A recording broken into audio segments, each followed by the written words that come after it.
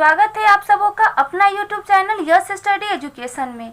मैं चांदनी एक बार फिर एक नया वीडियो लेकर आई हूँ। ये वीडियो विशेष रूप से सीटेट पेपर फर्स्ट से संबंधित है। आज इस वीडियो में हम सब NCERT बुक क्लास 5 का लेसन 16 to 18 के बारे में डिस्कस करेंगे। इससे पहले हम लोग क्लास 3 तथा क्लास 4 का टोटल लेसन कंप्लीट कर चुके हैं। अगर आप लोग उस वीडियो को देखना चाहते हैं तो डिस्क्रिप्शन बॉक्स में उसका लिंक दिया हुआ है, वहां से भी आप उसे देख सकते हैं। और हाँ, अगर आप लोगों को लगे कि मेरा वीडियो आप लोगों के लिए यूजफुल है तो वीडियो को सब्सक्राइब करें तथा बेल आइकन को प्रेस करना बिल्कुल ही न भूलें। तो चलिए बिना देरी किए हुए स्टार्ट करते हैं। लेसन 16 कौन करेगा यह काम। इससे पहले लेसन 15 का एक पॉइंट छूट गया था, स्टेथोस्कोप। तो स्टेथोस्कोप क्या होता है? तो दिल की धड़कन सुनने के लिए डॉक्टर इस यंत्र का इस्तेमाल करते हैं। तो इसको भी ध्यान दीजिएगा कि ये जो है एक प्रकार का आला होता है जो डॉक्टर दिल की धड़कन सुनने के लिए इसका इस्तेमाल करते हैं। अब हम लोग लेसन 16 पे आते हैं। लेसन 16 कौन करेगा यह काम। इस लेसन में सफाई के बारे में बताया गया है। या तो यह सफाई शौचालय से संबंधित हो या फिर आस पड़ोस से संबंधित हो। इस लेसन में छुआछूत के भेदभाव के बारे में भी बताया गया है। ये कहानी उस समय की है जब बाबा साहब भीमराव अंबेडकर 7 साल के थे। बाबा साहब भीमराव अंबेडकर का बचपन का नाम भीम था। वो महाराष्ट्र के गोरेगांव में अपने पिता के साथ छुट्टियां मनाने गए थे। तो वहां उन्होंने देखा कि एक नाई किसी बड़े किसान की भैंस की खाल पर जो बाल लंबा लंबा उगा था उसको साफ कर रहा था। भीम को अचानक अपने बड़े बालों का ख्याल आया। भीम का बाल थोड़ा बड़ा हो चुका था। तो नाई के पास जाकर उसने अपने बाल काटने के लिए कहा। उसको बोला कि तुम्हारे बाल काट तो दूंगा, लेकिन काटने से मैं और मेरा उस तरह दोनों गंदे हो जाएंगे। अब भीम जो थे ये बात सोचने लगे कि क्या इंसान के बाल काटना भैंस की खाल साफ करने से भी ज्यादा गंदा काम है। यही बाबा साहब भीमराव अंबेडकर दुनिया भर में मशहूर हो गए और उन्होंने अपने जैसे लोगों को होने वाले अन्याय के खिलाफ लड़ाई की। आप लोग तो जानते ही होंगे कि बाबा साहब भीमराव अंबेडकर एक महार जाति के थे। आजादी के बाद बाबा साहब की अगुवाई से ही हमारे देश का संविधान तैयार हुआ था और उन्होंने भेदभाव को दूर करने के लिए बहुत सारे प्रयास भी किए महात्मा गांधी के साथ मिलकर। यही सारी बातें इस लेसन में दिया गया है। इसका फर्स्ट पॉइंट है नारायण जी। तो नारायण जी कौन थे? तो गांधी जी के दोस्त महादेव के बेटे थे जो 11 वर्ष की उम्र से गांधी जी के साथ रहते थे। ये जो नारायण जी थे ये महादेव के बेटे थे। और महादेव कौन था? तो वो गांधी जी के दोस्त थे। और ये नारायण जो था गांधी जी के साथ 11 वर्ष की उम्र से ही साबरमती आश्रम में काम कर रहा था। नेक्स्ट है वर्धा शहर, महाराष्ट्र में है। तो इसको ध्यान दीजिएगा कि वर्धा शहर कहाँ है। तो वर्धा शहर महाराष्ट्र में है। नेक्स्ट है गांधी जी और नारायण जी ने तथा उनके साथियों ने छुआछूत को मिटाने के भरपूर प्रयास किए। नारायण जी जो थे वो सफाई का काम करते थे और उन्हें भी हीन दृष्टि से देखा जाता था। इसीलिए गांधी जी और नारायण जी तथा उनके और भी कई साथी थे, उन सबों ने मिलकर छुआछूत को मिटाने के लिए प्रयास किए थे। नेक्स्ट है गोरेगांव, महाराष्ट्र में है। तो इसको भी ध्यान दीजिएगा कि गोरेगांव कहाँ है। तो महाराष्ट्र में है। और गांधी जी का पसंदीदा भजन। तो गांधी जी का पसंदीदा भजन कौन सा है? जो गुजराती भाषा में ये भजन गाया गया है। वैष्णव जन तो तेने कहिए पीर पराई जाने रे, पर दुख अपमान सहेजे मन अभिमान न आने रे।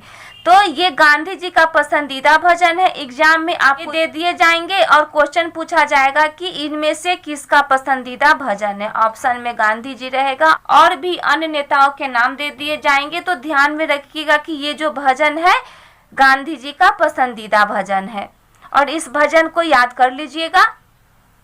और ये भजन गुजराती भाषा में गाया गया है। तो ऑप्शन में ये भी पूछे जा सकते हैं कि ये भजन किस भाषा में है। तो ध्यान में रखिएगा कि गुजराती भाषा में। यह भजन गुजराती भाषा में है, तो वो भी ध्यान दीजिएगा कि यह भजन किस भाषा में है, तो गुजराती भाषा में है। नेक्स्ट है लेसन 17 फांद ली दीवार। इस लेसन में लिंग भेद की दीवार के बारे में बताया गया है तथा अफसाना मंसूरी, आफरीन, खुशनूर, जरीन, ये चारों महिलाओं के बारे में इस लेसन में चर्चा किया गया है। ये चारों जो है एक बास्केटबॉल खिलाड़ी है। अफसाना मंसूरी जो सिर्फ 13 साल की थी तभी से वह दीवार फांद चुकी है। दीवार फांदने का मतलब यह नहीं है कि वो लंबी दीवार फांदने का मतलब है कि वह दीवार जो उसकी झुग्गी झोपड़ी और बास्केटबॉल के बीच में थी, वह दीवार जो उसकी माँ ने उसके सामने शुरू की थी कि तुम लड़की हो, तुम बास्केटबॉल या खेल में भाग नहीं ले सकती हो, उस दीवार की चर्चा की गई है। ये चारों लड़कियां काफी मुश्किलों का सामना करते हुए ये सभी आगे बढ़ी। ये लोग अपने राज्य और शहर के लिए भी खेले हैं और सभी लोग उम्मीद भी करते हैं कि कड़ी मेहनत करके ये अपने देश के लिए भी खेलेंगी। जरीन का भाई जो सिर्फ 5-6 साल का था, वह भी अपनी माँ से बोलता, मम्मी तुम दीदी को क्यों भेजती हो खेलने के लिए, दीदी अच्छी नहीं लगती ग्राउंड में खेलते हुए। मतलब छोटा बच्चा, उसे भी ऐसा लगता है कि ये लड़की है, इसे बाहर नहीं खेलने जाना चाहिए। लेकिन ये सभी लड़कियां हार नहीं मानी और आज अफसाना खुद एक बुलंद मजबूत दीवार है मुंबई की नागापाड़ा बास्केटबॉल एसोसिएशन की। आज वो एक प्रेरणा बन चुकी है 5 अन्य लड़कियों के लिए जो रोजमर्रा की जिंदगी को छोड़कर पहुंची है बास्केटबॉल कोर्ट में। और यहाँ तक कि एक अखबार की रिपोर्ट में भी लिखा था कि अफसाना दीवार फांद चुकी है लिंग भेद की दीवार को जो उसकी माँ ने उसके लिए खड़ी की थी। तो यही सब बातें इस लेसन में दिया गया है। तो इसका फर्स्ट पॉइंट है आफरीन, अफसाना, खुशनूर, जरीन, ये सभी बास्केटबॉल खिलाड़ी हैं तथा सभी मुंबई की रहने वाली है। तो इसको भी ध्यान दीजिएगा, ये चारों का नाम याद कर लीजिएगा। और ये सभी कहाँ की रहने वाली है, तो ये चारों जो है मुंबई की रहने वाली है और बास्केटबॉल खिलाड़ी हैं। अफसाना और नागपाड़ा बास्केटबॉल एसोसिएशन मुंबई में है। तो इसको ध्यान दीजिएगा कि नागपाड़ा बास्केटबॉल एसोसिएशन जो है मुंबई में है और इसी एसोसिएशन में अफसाना और उसके टीम सभी इसी टीम की सदस्य हैं। Chhatrapati Shivaji terminal railway station Mumbai में है। तो इसको भी ध्यान दीजिएगा कि नागपाड़ा बास्केटबॉल भी मुंबई में है और Chhatrapati Shivaji terminal railway station भी मुंबई में है। नेक्स्ट एक नोट है, बच्चों की यह समझ बनाने की कोशिश करनी चाहिए कि खिलाड़ी की योग्यता की पहचान उसके खेल से है, न कि उसकी जाति या आर्थिक स्थिति से। ये साइकोलॉजी का है, टीचर का यह काम है कि वो बच्चों के अंदर यह समझ बनाए कि खिलाड़ी की योग्यता की पहचान उसकी खेल में है।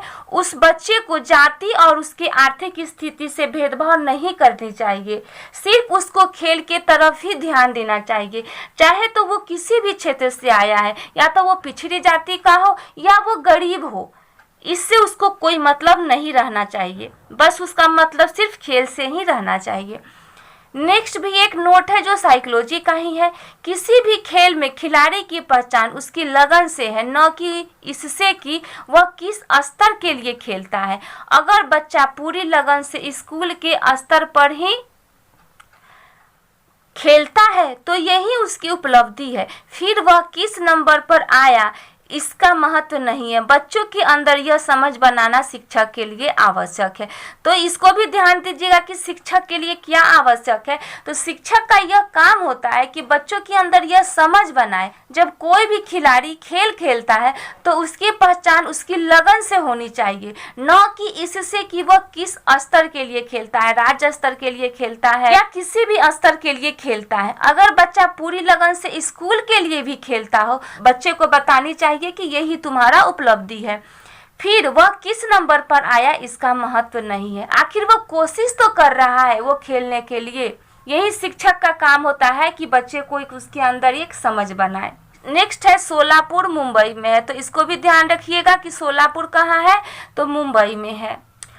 नेक्स्ट टॉपिक है बच्चू खान प्लेग्राउंड। यह प्लेग्राउंड मुंबई में है, तो इसको भी ध्यान रखिएगा कि बच्चू खान प्लेग्राउंड कहाँ है, तो ये मुंबई में है। मुस्तफ़ा खान बच्चों से बहुत प्यार करते थे और बच्चे इन्हें प्यार से बच्चू खान कहते थे। यह प्लेग्राउंड कोच मुस्तफ़ा खान के नाम से बनाया गया है, तो इसको भी ध्यान रखिएगा कि बच्चू खान प्लेग्राउंड किसके नाम से बनाया गया है, तो मुस्तफ़ा खान के नाम से बनाया गया है। क्योंकि मुस्तफ़ा खान बच्चों से ज़्यादा प्यार करते थे, तो बच्चे इन्हें प्यार से बच्चू खान कहते थे, इसीलिए इस प्लेग्राउंड का नाम बच्चू खान रखा गया। नेक्स्ट है अर्जुन पुरस्कार। तो यह पुरस्कार खेल के क्षेत्र में दिया जाता है, तो एग्जाम में ऐसा भी पूछा जा सकता है कि अर्जुन पुरस्कार इनमें से किन से संबंधित है, तो ध्यान में रखिएगा कि अर्जुन पुरस्कार जो है खेल के क्षेत्र में दिया जाता है। एक एक पॉइंट को अपने दिमाग में रखिएगा। नेक्स्ट लेसन है 18, जाए तो जाए कहाँ। यह कहानी गरीबों की दुख भरी दास्तां सुनाता है। ये कहानी अगर आप भी पढ़िएगा तो आपको भी बहुत दुख होगा कि ये गरीब के साथ कितना बड़ा मजाक होता है। इस कहानी में दो गांवों की चर्चा की गई है। पहला गांव का नाम है खेरी गांव और दूसरा गांव का नाम है सिंदूरी गांव। इस गांव में एक जाजिया नाम का लड़का रहता था। जाजिया जो बहुत गरीब था, पहले खेरी गांव में रहता था। बाद में जब उस गांव में सरकार ने बांध बनवाया तो उस गांव के सभी लोगों को गांव छोड़ना पड़ा और उसे सिंदूरी गांव में जाकर रहना पड़ा।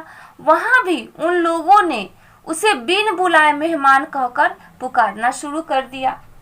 उसके बाद फिर वहां से पूरा गांव इधर उधर बिखर गया। फिर जाजिया सिंदूरी गांव को छोड़कर मुंबई चला गया और मुंबई में अपने परिवार के साथ रहने लगा। वहां भी वो सही तरीके से नहीं जी पा रहा था और उसे लगने लगा था कि उसे मुंबई भी छोड़ना पड़ेगा और यहाँ के लोग भी उसे सही से नहीं रहने देंगे। इसलिए लास्ट में वो ये सोचता है कि जाए तो जाए कहाँ, क्योंकि वह दो गांव को छोड़ चुका था, तीसरी जगह आया था और वो वहां से भी छोड़ने की बातें चल रही थी। तो उसके समझ में ये नहीं आ रहा था कि वो जाए तो जाए कहाँ।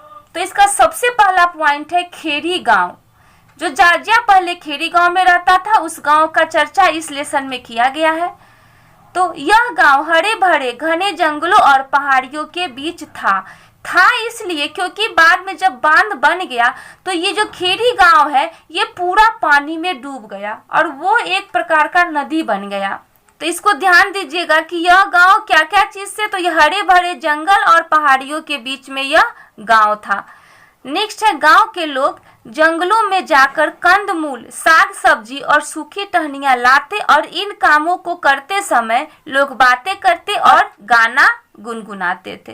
तो ध्यान रखिएगा कि यहाँ गांव के जो लोग थे सभी कहाँ जाते थे, तो कंदमूल और साग सब्जी लाने जाते थे, सूखी टहनियां लाते थे और जब ये सब काम करते थे तो उस समय लोग एक दूसरे से बातें करते थे और गाना भी गुनगुनाते थे। तो इसको ध्यान रखिएगा कि ये लोग गाना गुनगुनाते थे और काम करते समय बातें भी करते थे। नेक्स्ट है बच्चे बड़ों के साथ काम करके बांसुरी बजाना, ढोल बजाना, मिलकर नाचना, मिट्टी और बांस के बर्तन बनाना, पंछियों को चहचहाना, उनकी नकल करना भी सीख जाते थे।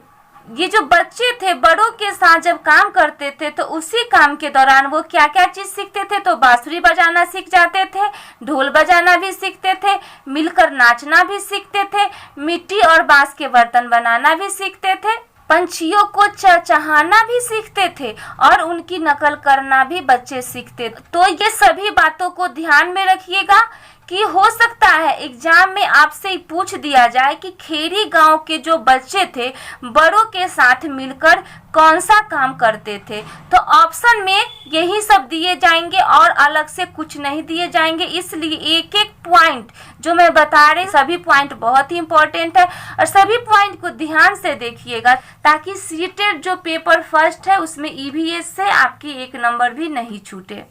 नेक्स्ट है इस गांव की एक खासियत थी कि पूरा गांव एक बड़े परिवार जैसे रहते थे। अच्छे बुरे समय में सब साथ मिलकर एक दूसरे की मदद करते थे। शादी ब्याह के काम और झगड़े गांव के बुजुर्ग साथ मिलकर निपटाते थे। तो इसको भी ध्यान रखिएगा कि इस गांव की क्या क्या खासियत थी। तो इस गांव की खासियत कि पूरा गांव एक बड़े परिवार के जैसे रहते थे और हर सुख दुख में एक दूसरे का साथ देते थे और एक दूसरे की मदद भी करते थे। और एक चीज और है खेड़ी गांव में कि जब शादी ब्याह यहाँ होता था और जब झगड़े होते थे तो गांव के बुजुर्ग साथ मिलकर इस चीज को निपटाते थे। सिर्फ इसमें गांव का बुजुर्ग ही जाता था, इसमें बच्चे और औरतें इसमें नहीं जाती थी। नेक्स्ट है, लोग जंगल से इकट्ठा किया सामान इस्तेमाल करते थे। बचा हुआ सामान नदी पार के एक बड़े गांव में जाकर बेच देते थे तथा इन्हीं पैसों से अपने परिवार के लिए नमक, तेल, चावल और कभी थोड़े कपड़े खरीदते थे। तो इसको भी ध्यान रखिएगा, ये सभी लोग जो जंगल से सामान लाते थे उसी सामान का इस्तेमाल भी करते थे और जो सामान बच जाता था वो नदी के पार जो एक बड़ा सा गांव था वहां जाकर वो सभी सामान को बेच देते थे। और वो बेचने के बाद उन्हीं पैसों से वो अपने लिए क्या क्या लेते थे, तो नमक लेते थे, तेल लेते थे, चावल लेते थे और कभी थोड़े कपड़े भी वो खरीदते थे। नेक्स्ट एक नोट है, शांत होकर आवाजें सुनने से बच्चों को शांति और सन्नाटे का अंतर महसूस होगा। जब सभी बच्चे चुप हो जाते हैं तब कक्षा में शांति तो होती है लेकिन और कोई आवाजें सुनाई दे रही होती है, ऐसे में सन्नाटा नहीं होता। तो इस चीज को ध्यान रखिएगा, जहाँ शांति होती है वहाँ सन्नाटा नहीं होता है। तो कैसे नहीं होता है, जैसे में क्लास में शोर हो रहा है, हम लोग बच्चे को डांट के उसको चुप करवा देते हैं, बच्चे चुप हो जाते हैं। लेकिन अगल बगल से जैसे चिड़िए की चहचहाने की आवाज हुई, पेड़ों की सन सन, उसके बाद में रोड पे गाड़ी जो चलती है उसकी आवाज आती है, ये सभी आवाज तो आती है, सन्नाटा नहीं होता है। तो शिक्षक को ये अंतर बताना होगा कि शांति और सन्नाटा में क्या अंतर है।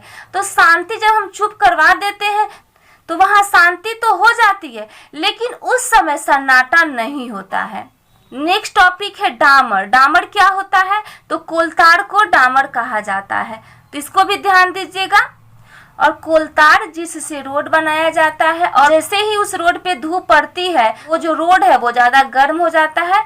उसके बाद में नेक्स्ट है नोट, सिंदूरी गांव के लोग खेड़ी गांव वाले को बिन बुलाए मेहमान कहकर बुलाते थे। तो सिंदूरी गांव के लोग खेड़ी गांव वाले को क्या कहते थे, तो बिन बुलाए मेहमान कहकर पुकारते थे। तो इस चीज को भी ध्यान रखिएगा।